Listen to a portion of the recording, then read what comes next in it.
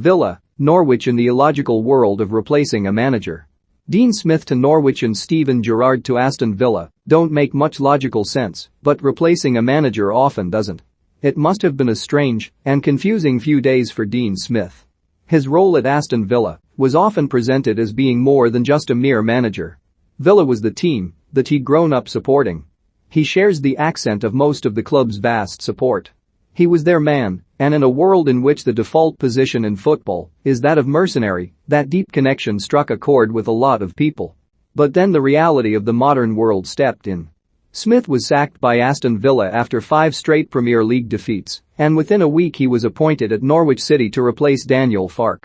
The hometown good news story became just another managerial appointment, and it's worth taking a closer look at how managerial appointments are made, because they often seem to lack the structured logic of clubs targeting players in the transfer market. What we can say with reasonable certainty is that there was no long-term plan for Dean Smith to replace Daniel Farke at Carrow Road. We can say this because Norwich sacked Farke 36 hours before Villa offloaded Smith, and because the new appointment took a week, during which Norwich were known to be talking to other managers. Why would they even speak to, say, Frank Lampard, if a plan to give Smith the job was already well advanced? The most rational answer to that question is that Norwich didn't actually have a plan, but that is not a criticism of this club in particular. Norwich have acted no more rashly than most other clubs in such a situation. Aston Villa, the club who'd given Smith his cards just a few days earlier, did more or less the same thing in hiring Steven Gerrard. Gerrard's only managerial experience so far has come in Scotland with Rangers. How could Villa possibly know whether this would be a good appointment for their club? The short answer is that they probably can't. Even in the hair-trigger world of modern football, there are exceptions which contradict the current managerial zeitgeist for hoiking them out after a couple of bad results. Ralph Hasenhüttl led his Southampton team to 2 9-0 defeats, at home against Leicester City and away at Manchester United at the end of October 2019 and the start of February 2021, but managed to keep his job, and the comments of the club's chairman at the time of his appointment couldn't have been much clearer.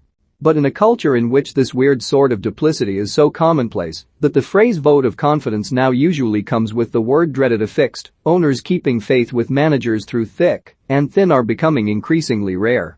Booing an underperforming team at 10-5 on a Saturday afternoon is a decades-old tradition, but social media has ensured that booing absolutely does not stop when the players are back in the changing room.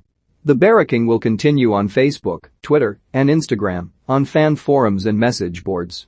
We can now consume as many opinions as we have time to read, and most of them only add to the mist of uncertainty that forms so quickly around any manager as soon as something starts going wrong.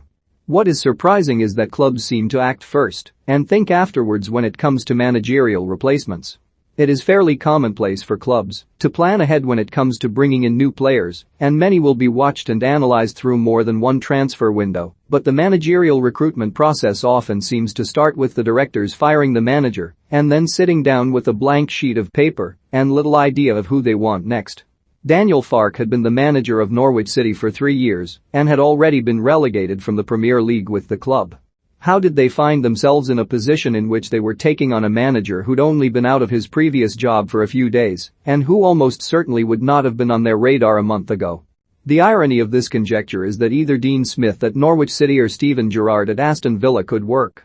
Smith was part of the revolution that took Brentford from the lower divisions to the Premier League in less than a decade and then got Aston Villa into the Premier League and kept them there, overseeing an expensive overhaul of the team. There's nothing nonsensical in his appointment, just as there isn't in the decision of Aston Villa to hire Steven Gerrard. He took a while to get there, but Gerrard did deliver Rangers their first league title in a decade and leaves them 4 points clear at the top of the SPFL. The reason behind much of this might even be that football clubs seem enraptured by the idea of completely wiping the slate clean when they replace a manager.